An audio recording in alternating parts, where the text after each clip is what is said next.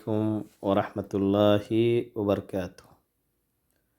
अल्हम्दुलिल्लाह वस्सलातु वस्सलामु अला रसूलिल्लाह, अम्मा बाद।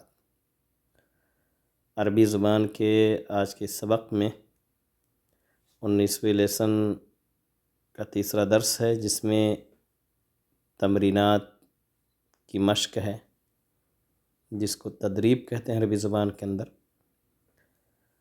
पिछले लेसन में भी हमने तदरीबात को हल किया था। आज ये दूसरा लेसन है तदरीब का। आइए देखते हैं कि इसके अंदर हमारे और आपके लिए सीखने के लिए क्या नई चीज़ें हैं। तदरीबुल खामिस, पाँचवा मश्क, पाँचवीं तदरीब। कव्विन जुमलन। कव्विन ये फ़िल अम्र है। इसी लेसन के तमरीनात में आप इंशाअल्लाह पढ़ेंगे और उसमें आपको बताया जाएगा कि एक वर्ब जो होता है, जिसको हम अरबी ज़ुबान के अंदर फ़ेल कहते हैं, इसके 3 फ्रेम होते हैं: मादी, मुज़ारे और अम्र। तो अब जितने भी हम तदरीबात के अंदर इस तरह के कलिमात देखते हैं, ये इसको हम अम्र कहते हैं। ये इम्परेटिव वर्ड्स होते हैं अंग्रेज़ी में इसको। हाँ, बल्कि कहा जाए हर ज़ुबान के अंदर मौजूद है अम्र और नहीं। तो इसी कव्वना युकव्विनु से या तकव्वना यतकव्वनु से ततकव्वन हमने पिछले लेसन में पढ़ा था। ततकव्वन, जैसे यहाँ चौथे मश्क में ततकव्वनु, तो उसी से ये कव्विन है, फ़ेल अम्र, बनाइए। जुमलन, ये जुमलतुन की जमा है, जुमल। कैसे जुमले बनाने हैं? सिर्फ़ और सिर्फ हमें और आपको तरतीब दे देना है कलिमात को, जुमला ख़ुद ब खुद बन जाएगा। और ये सारे वर्ड्स जो हैं, सारे के सारे कलिमात जो हैं, वो दर्स के अंदर मौजूद हैं, बल्कि अगर कहा जाए तो जुमले भी किसी हद तक मौजूद हैं। आइए तरतीब देते हैं। पहला जुमला बनाते हैं। बकरिन मुहंदिसन वालिदु यामलु। तो इसके ताल्लुक़ से जुमला आया था कि वालिदु, मैं नंबरिंग डाल दूँगा, आप उससे समझ जाइएगा। वालिदु बकरिन यामलु मुहंदिसन। एक तरकीब ये है कि आप वालिदु बकरिन पहले लाइए, उसके बाद कहिए यामलु मुहंदिसन। और दूसरी तरकीब ये है कि आप यामलु को पहले ले आइए, यानी वर्ब से आप अपने जुमले को शुरू कीजिए, फ़ेल से, तो हो जाएगा यामलु वालिदु बकरिन मुहंदिसा। और दोनों ही तरकीबें सही हैं। पिछले उसमें भी आपको बतलाया गया था कि जुमले की 2 किस्में होती हैं, जुमला इस्मिया और जुमला फ़िअलिया। यानी जिस जुमले की शुरुआत इस्म से हो, नाउन से हो, उसको जुमला इस्मिया कहेंगे, और जिसकी शुरुआत फ़ेल से हो, वर्ब से हो, उसको जुमला फ़ेलिया कहेंगे। तो यहाँ पर आप उसको दोनों तरीके से बना सकते हैं आसानी से, और माना भी बिल्कुल मुकम्मल तौर से वो देगा, और दोनों ही कंप्लीट जुमले होंगे। तो वालिदु बकरिन यामलु मुहंदिसा आप कहिए, या कहिए यामलु वालिदु बकरिन मुहंदिसा। दूसरा जुमला है फ़ी सईदुन अलमदरसती यतअल्लमु अलिब्तिदाइयती। तो आप कहिए सईदुन यतअल्लमु फ़िल मदरसतिल इब्तिदाइया। सईदुन यतअल्लमु फ़िल मदरसतिल इब्तिदाइया। यहाँ भी आप सेम वैसे ही कर सकते हैं। सईद के बजाय आप पहले यतअल्लमु फ़ेल को ला सकते हैं। आप कह सकते हैं यतअल्लमु सईदुन, और पहले हमने बनाया सईदुन यतअल्लमु, तो वही सेम जुमला इस्मिया और जुमला फ़ेलिया का मसला होगा। تیسرا جملہ ہے، اس کے کلمات ہیں الاطفال زینب الی روضہ تذہب. تو آپ کہہ سکتے ہیں کہ زینب تذہب، یا آپ کہیے تذہب زینب، دونوں ہی صحیح ہیں. تو زینب تذہب الی روضۃ الاطفال، زینب جو ہے روضۃ الاطفال یعنی نرسری میں جاتی ہے. اس کے بعد ہے چوتھا جملہ بنانا. اس کے کلمات ہیں القرآن المسجد فی سعید یحفظ الکریم. یہاں بھی ویسے ہی سیم آپ کہہ سکتے ہیں سعید یحفظ، اور آپ اگر چاہیں تو کہیں یحفظ سعید القرآن الکریم، القرآن الکریم فی المسجد. تو سعید یحفظ القرآن الکریم فی المسجد، سعید مسجد میں قرآن کریم حفظ کرتا ہے.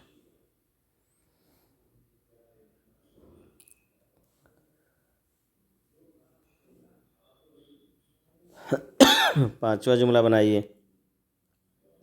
القری بکر جامعتی فی یدرس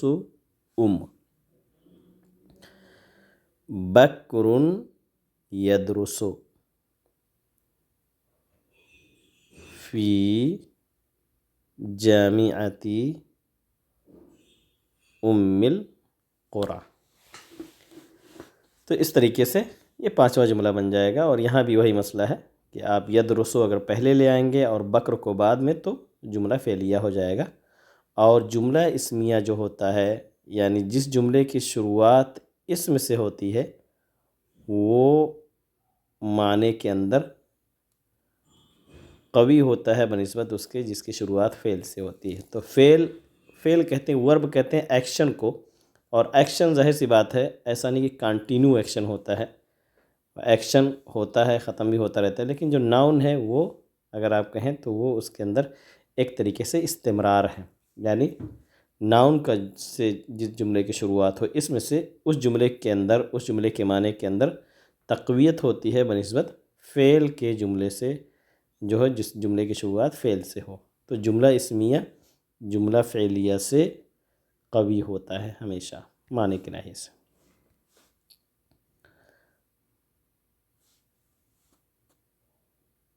چھٹا جملہ ہے الرابع سعید الصف فی تلمیذ. سعید تلمیذ فی الصف الرابع. سعید اسٹوڈنٹ ہے، شاگرد ہے چوتھے کلاس میں. تو اس طریقے سے ہم نے یہ 6 جملے بنا لیے. آپ اس لیسن کو دیکھیں ضرور، لیکن خود سے بنانے کی کوشش کریں تاکہ آپ کی بھی ایک مشق ہو اور اس طریقے سے آپ بھی جملے بنا سکیں جوڑ کر کے. چھٹی تدریب، چھٹا مشق کیا ہے؟ کہہ رہے ہیں اکمل، کمپلیٹ کریں. کیسے کمپلیٹ کریں گے؟ خالی جملوں کو، خالی جگہوں کو پر کریں گے اور جملہ مکمل ہو جائے گا. بکر یدرس، بکر پڑھتا ہے کس میں؟ تو انہوں نے بتایا تھا کہ المستوی الاول، پہلے لیول میں. یونیورسٹی میں پڑھ رہا تھا یہ جامعہ ام القری میں، اور فی المستوی الاول، پہلے لیول میں بکر پڑھ رہا ہے. دوسرا جملہ ہے یذهب سعید الی المدرسۃ. سعید مدرسہ جاتا ہے، کب جاتا ہے؟ فی الصباح، صبح، کیونکہ مساء کے بارے میں انہوں نے بتایا تھا شام کو، تو وہ مسجد جاتا ہے. تیسرا جملہ ہے تتکون الاسرۃ من والد ووالدۃ واخ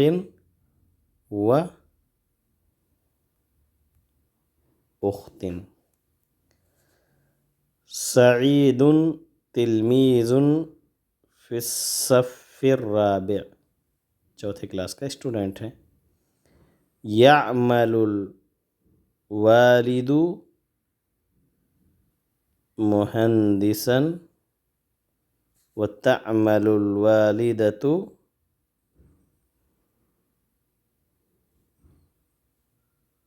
معلمة، میم عین معلمة. اس طریقے سے 5 جملے، اور اس کے بعد ہے 6 7 8 9. اس کو مکمل کرتے ہیں. یذهب سعید الی المسجد، کب جاتا ہے؟ فی المساء. یدرس بکر فی جامعۃ ام القری. فی کی وجہ سے یہ جار، یہ ہے فی تو یہ مجرور ہوگا، یعنی کسرہ آئے گا.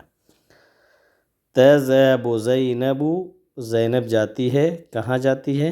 الی روضۃ الاطفال. تو یہ الی بھی پریپوزیشن ہے، یعنی حرف جار. فی بھی حرف جار، یہاں بھی حرف جار. تو کثرت سے استعمال ہوتا ہے، اور ہر زبان میں اس کی ضرورت ہوتی ہے جو سینٹنس کو جوڑنے کا کام کرتے ہیں. 9 نمبر ہے طلب. یہ حدیث کا ٹکڑا ہے. طلب العلم، علم کا طلب کرنا فریضہ ہے کس پر؟ علی کل مسلم و مسلمہ. اس طریقے سے یہ حدیث مکمل ہو جاتی ہے. اس کے بعد التدریب السابع، یہ بھی بہت آسان مشق ہے. فہم المقروء، جو آپ نے پڑھا ہے، جو پڑھی گئی چیز ہے اسی کو صرف سمجھنا ہے، اور سمجھنے کے بعد آپ کو صرف سلیکٹ کرنا ہے. کہہ رہے ہیں ضع، یعنی پٹ رکھیے، علامت صح، یا آپ کہیں علامت صحیح، اور انگریزی میں کہتے ہیں رائٹ.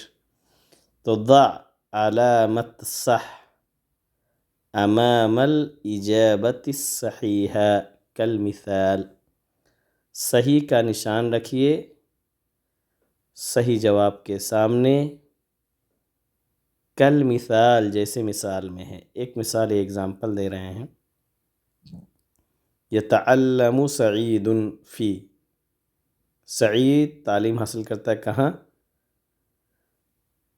کہہ رہے ہیں کیا جامعۃ ام القری، روضۃ الاطفال؟ نہیں، فی المدرسۃ الابتدائیہ، کیونکہ بکر جامعۃ ام القری میں پڑھ رہا تھا، لیکن اس کا بھائی مدرسہ ابتدائیہ کے اندر پڑھ رہا تھا. تو انہوں نے یہاں پر صحیح کا نشان مارا. ایسے ہی ہمیں سلیکٹ کرنا ہے. یعمل والد بکر معلما، نہیں. مہندسا، یس. حارسا، یعنی سیکورٹی کے طور پر، نہیں. سعید تلمیذ فی الصف الاول، فی الصف الثانی، یا فی الصف الرابع؟ فی الصف الرابع، چوتھی کلاس میں پڑھ رہا ہے. تو ہم نے جو پڑھا ہے اسی کی روشنی میں جواب دینا ہے، تبھی یہ سینٹنس مکمل بھی ہوں گے. تیسرا ہے یحفظ سعید، سعید قرآن کریم حفظ کرتا ہے کب؟ صباح؟ نہیں. فی المدرسہ، مدرسے میں؟ نہیں. فی المسجد، مسجد میں قرآن حفظ کرتا ہے. طلب العلم فریضۃ علی کل طالب و طالبہ علی کل مسلم و مسلمہ. یہ حدیث کا ٹکڑا ہے، اس سے مکمل ہوتا ہے. تعمل ام بکر، بکر کی ماں کام کرتی ہے. مدرسۃ فی المدرسہ؟ نہیں. معلمۃ، مہندسۃ مع الوالد؟ نہیں. تو مدرسہ اور معلمہ کے اندر تھوڑا سا فرق کرتے ہیں. ویسے تو بہت سارے نہیں سے فرق کرتے ہیں، لیکن مدرسہ کہتے ہیں کہ کوئی علم، کوئی سبجیکٹ، کوئی درسی کورس آپ کو اگر کوئی ٹیچر سکھاتا ہے تو اس کو مدرس کہہ لیجئے.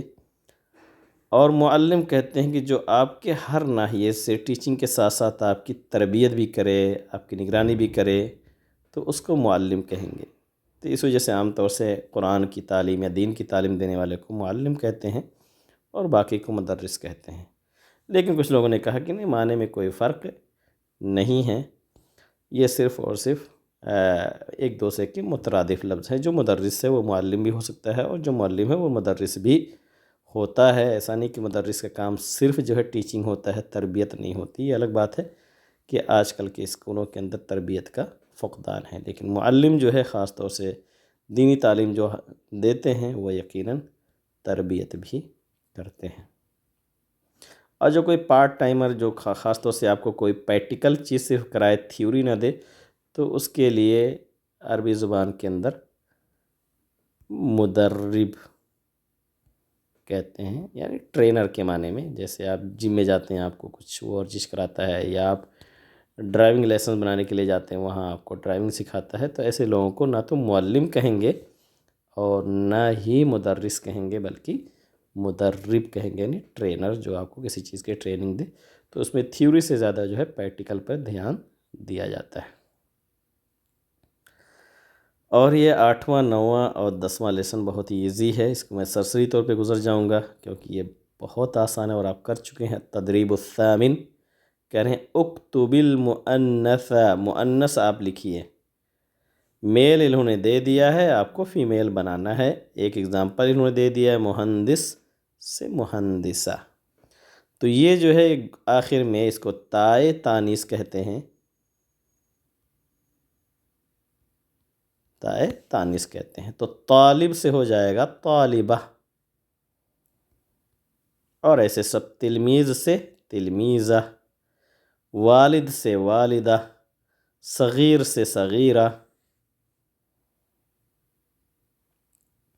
معلم سے معلمہ، مسلم سے مسلمہ، مدرس سے مدرسہ، سودانی سے سودانیہ، یہاں بھی گلتا لگائیں گے، مصری سے مصریہ۔ شکل البتہ اس کی بدل جائے گی، اس طرح آپ لکھیں گے، اور ایسے ہی سودانیہ بھی۔ تو تائے تانیث لگانے سے ورڈ مؤنث بن جاتا ہے، اور ہم نے ماشاءاللہ اس پر مشق پہلے بھی کیا ہے۔ ایسے ہی مفرد سے تثنیہ بنانے کے لیے، یعنی ایک مفرد پہ کوئی کلمہ دلالت کرتا ہے، اگر اس کو دو پر دلالت کرنے کے لیے ہمیں بنانا ہو کوئی ورڈ، تو اس کے لیے ہم آخر میں صرف الف اور نون لے آتے ہیں، الف اور نون کا اضافہ کر دیتے ہیں۔ جیسے مہندس سے مہندسانی۔